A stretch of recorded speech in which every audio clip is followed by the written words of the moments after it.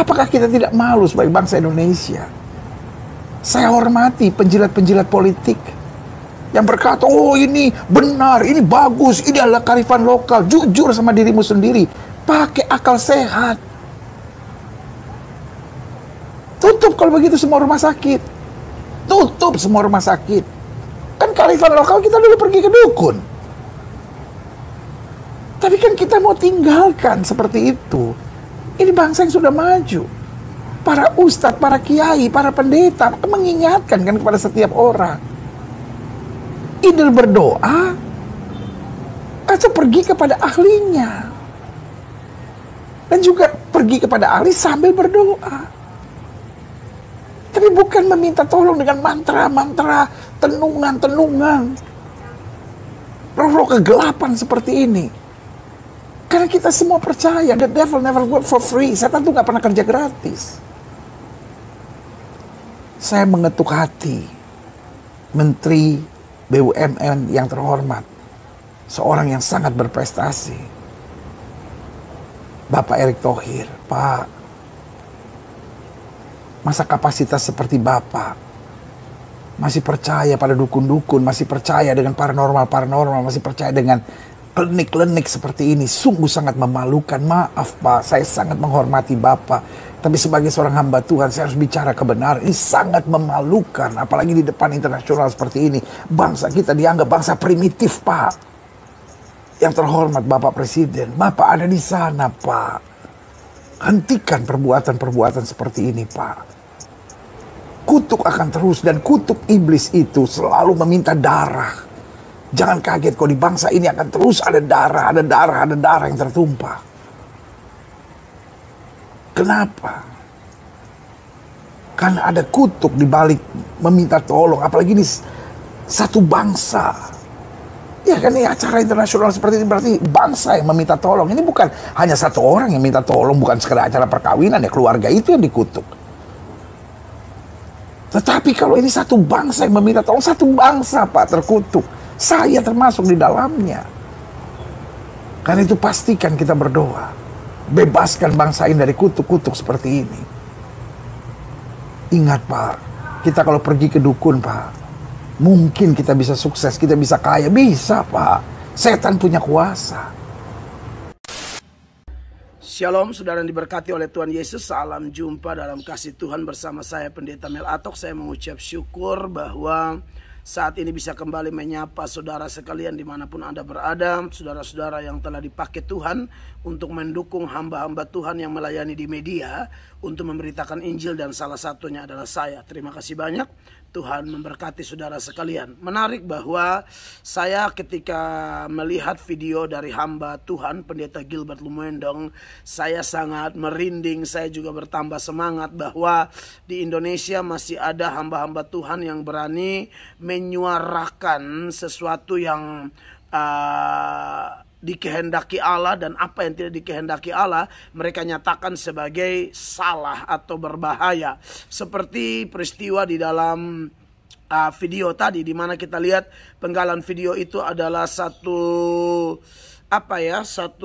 kasih yang luar biasa. Karena Alkitab berkata bahwa teguran nyata-nyata lebih baik daripada kasih yang tersembunyi. Artinya ketika hamba Tuhan siapapun, termasuk dalam kasus ini adalah Bapak Pendeta Gilbert Lumendong, ketika beliau mengingatkan yang terkasih Bapak Presiden Republik Indonesia dan juga yang terkasih Bapak Menteri BUMN atau Bapak Erick Thohir, dan berkaitan dengan pawang hujan Mandalika.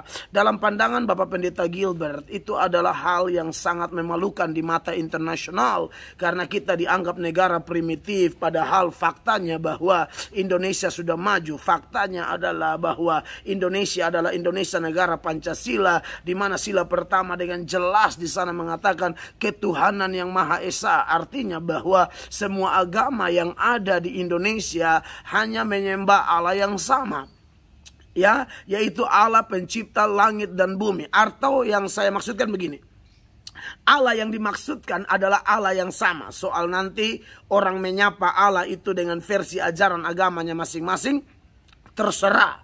Nah, Allah yang adalah Allah yang sama, Allah pencipta langit dan bumi ini, saudara-saudara, seperti yang saya lakukan juga tanggapan terhadap pawang hujan Mandalika, karena ada orang Kristen yang bertanya kepada saya dan saya menjawab dalam porsi saya sebagai rohaniwan Kristen yang sedang membimbing umat Kristen melalui khotbah-khotbah saya, pengajaran saya, baik melalui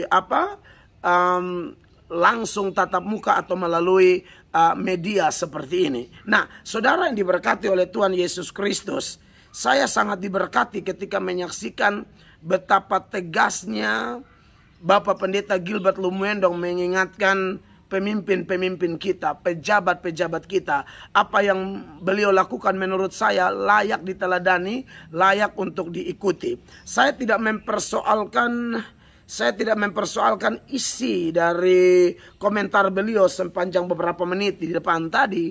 Tetapi yang saya persoalkan adalah niat beliau, keberanian beliau untuk menyatakan yang salah ya tetap salah gitu loh.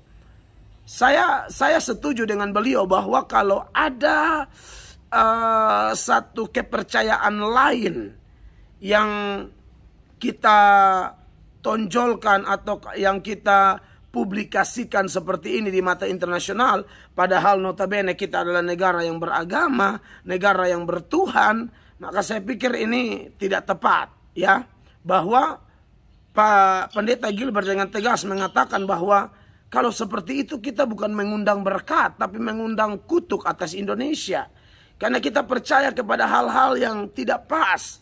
Sehingga Pak Gilbert dalam video tadi mengatakan bahwa negara kita seperti kelihatan primitif di mata dunia. Padahal, ya, rumah ibadah di mana-mana di Indonesia ini, ya kan? Dari Sabang sampai Merauke, dari Pulau Miana sampai Rotendao. Tapi faktanya adalah bahwa ternyata saya pikir waktu itu saya saja yang bersuara seputaran pawang hujan si Rara ini di Mandalika, di sirkuit Mandalika dalam MotoGP kemarin. Tapi ternyata ada pendeta lebih senior yang menanggapi ini, dan saya semakin dikuatkan karena mengingat waktu saya memberikan tanggapan dengan penuh kasih, dengan motivasi mengajarkan umat Kristen supaya jangan percaya yang begini-begini. Kan saya punya kewajiban untuk umat Tuhan. Loh, tapi mungkin saudara bertanya, tapi itu kan dia bukan agama Kristen. Kita tidak tahu Rara bukan agama apa, kayaknya Islam pun bukan, Kristen pun saya tidak tahu, dia agama apa saya tidak jelas. Yang pasti dalam podcastnya dengan Deddy Kobuser, di KTP-nya dia punya agama, tapi dirahasiakan kan. Saya bukan persoalan dia agama apa, tapi apa yang dia lakukan itu terpublikasi, gitu loh. Terpublikasi di bangsa, bahkan di dunia dan di bangsa Indonesia. Nah, di bangsa Indonesia ini kan ada semua agama, termasuk agama saya. Nah, orang-orang pemeluk agama yang sama dengan saya inilah yang bertanya dan meminta, Bapak tolong ya tanggapi. Ya saya tanggapi. Saya pikir saya saja, ternyata saya lihat ada beberapa pendeta lain yang juga tanggapi, dan yang menurut saya paling menarik adalah tanggapan dari Pak Gilbert Lumuendong ini. Betul, kita mau Indonesia diberkati. Negara ini sedang maju, kita sedang berdoa, kita sedang meminta belas kasihan untuk Indonesia. Dan kalau kita masih menonjolkan hal-hal yang terkesan menduakan Tuhan, sinkretisme, ya tapi kan Rara juga bilang nama Tuhan. Nama Tuhan dalam versi apa? Kalau memang nama Tuhan itu harus ada dasarnya. Pakai kitab suci yang mana? Hanya ada 5 agama yang diakui atau 6 agama yang diakui di Indonesia ini. Pakai kitab suci yang mana? Karena yang kita tahu bahwa orang itu hanya bisa mengandalkan Tuhan, baru dia akan melihat ada jawaban dari Tuhan. Makanya saya kutiplah ayat-ayat yang sudah saya kasih, seperti Yeremia 14 ayat 22, Amos 4 ayat 7, di mana Yeremia 14 ayat 22 bilang, Allah mana, berhala mana yang bisa kasih turun hujan? Tidak ada. Dan bangsa-bangsa di sekitar Israel itu seperti bangsa Yebus, Midian, Filistin, Gergasi, 7 bangsa lain itu, mereka juga punya agama sendiri, dan mungkin pakai istilah yang sekarang Anda pakai, kearifan lokal. Mereka punya kearifan lokalnya sendiri, saudara-saudara. Tapi sebagai orang yang bertuhan, khususnya dalam konteks Kristen ya, karena ini yang saya tanggapi adalah video seorang pendeta, maka saya mau arahkan ini deh bagi kita yang Kristen. Saudara kita yang sudah Kristen, jangan percaya yang begitu-begitu. Secara khusus lagi saya seberangkan ke daerah saya, Nusa Tenggara Timur. Saya bukan baru pertama kali menyuarakan yang beginian. Saya sering mengatakan di mana-mana ya bahwa satu negeri, satu provinsi, satu kota, satu negara terkutuk karena membuat Tuhan cemburu. Melanggar hukum-hukum Tuhan tuh, jangan ada Allah lain. Ketika orang pakai ritual tertentu yang kelihatannya ada mistisnya atau ada goib-goibnya begitu, itu sama dengan sinkritisme, sama dengan menduakan Tuhan, sama dengan ada Allah lain. Dan jelas itu mendatangkan kutuk. Makanya saya waktu dapatkan penggalan khotbah atau penggalan tanggapan dari Bapak Gilbert Lumendong di mana mengingatkan pejabat-pejabat untuk jangan libatkan yang begini-beginilah. Kita kan punya rohaniwan, di Islam ada ustadz-ustadz, ya di Kristen ada pendeta-pendeta, agama lain juga punya rohaniwannya sendiri. Iya kan? Janganlah kita bikin yang aneh-aneh gitu loh.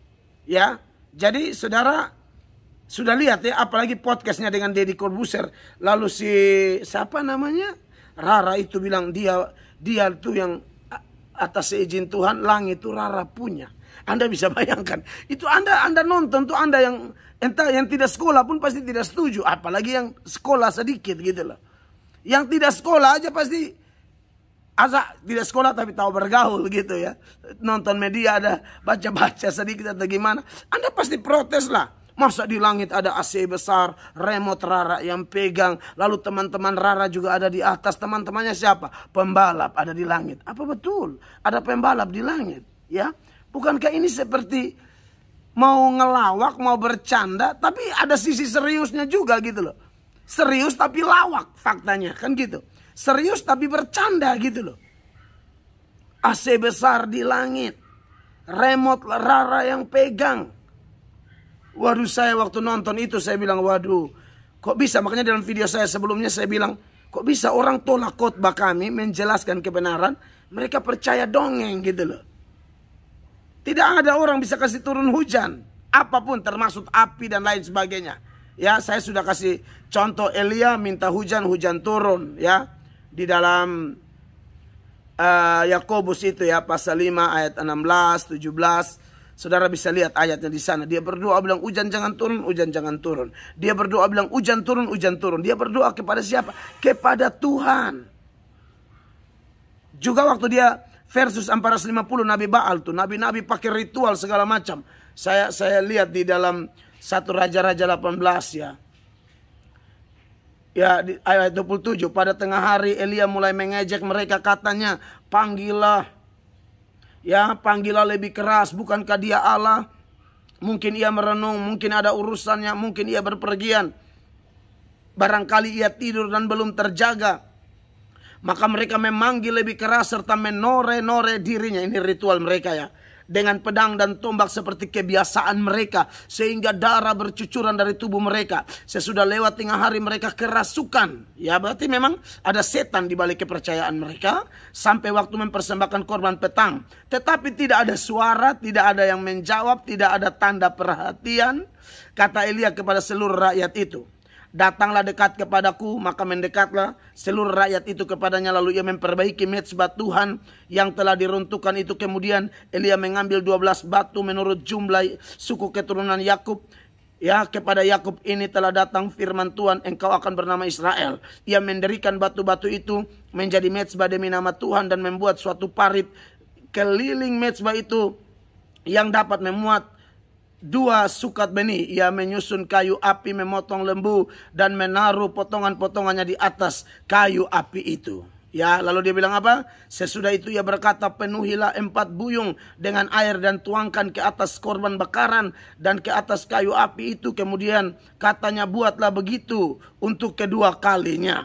Ya, akhirnya saudara-saudara, ayat 36, kemudian pada waktu mempersembahkan korban petang, tampillah Nabi Elia dan berkata, ya Tuhan Allah Abraham, Ishak dan Israel, pada hari ini biarlah diketahui orang bahwa engkaulah Allah di tengah-tengah Israel, dan bahwa aku ini hambamu, dan bahwa atas firman-Mu lah aku melakukan segala perkara ini. Jawablah aku ya Tuhan, jawablah aku supaya bangsa ini mengetahui bahwa engkaulah Allah ya Tuhan, dan engkaulah yang membuat hati mereka bertobat kembali. 38, lalu turunlah api Tuhan menyambar habis korban bakaran kayu, api, batu, dan tanah itu, bahkan air yang dalam parit itu habis dijilatnya. Ketika seluruh rakyat melihat kejadian itu, sujudlah mereka serta berkata, Tuhan dialah Allah, Tuhan dialah Allah. Maksudnya apa? Bahwa kalau mau sembah Tuhan sungguh-sungguh, jangan bikin aneh-aneh. Ya, khusus bagi Indonesia, bagi negeri kita di mana kita tinggal, ayolah cinta Tuhan sungguh-sungguh. Jangan ada kepercayaan yang lain. Kalaupun ada istilah kearifan lokal, pastikan tidak bertentangan dengan kitab suci. Pastikan tidak bertentangan dengan ajaran Tuhan. Boleh, siapa yang tidak menghargai kearifan lokal? Tidak secara mutlak kearifan lokal itu kami tolak. Hanya kearifan lokal yang orang anggap kearifan lokal, padahal bertentangan dengan ajaran Tuhan. Padahal membahayakan kita semua. Karena Allah kita Allah yang cemburu, dia tidak terima yang begitu-begitu. Ya, oleh karena itu saya sungguh diberkati, merinding malah mendengar videonya Pak Gilbert. Itu keren banget. Tuhan Yesus memberkati Pak Gilbert terus dan semua orang Kristen dimanapun Anda berada. Ayo bersatu, saling mendukung dengan pengajaran yang benar. Kami tidak pernah asal bunyi, ya. Kami bicara demi bangsa ini. Kami diutus di bangsa ini demi negeri kami. Kiranya kebenaran ini atau renungan ini atau respon ini memberkati Anda semua. Tuhan Yesus memberkati. Shalom.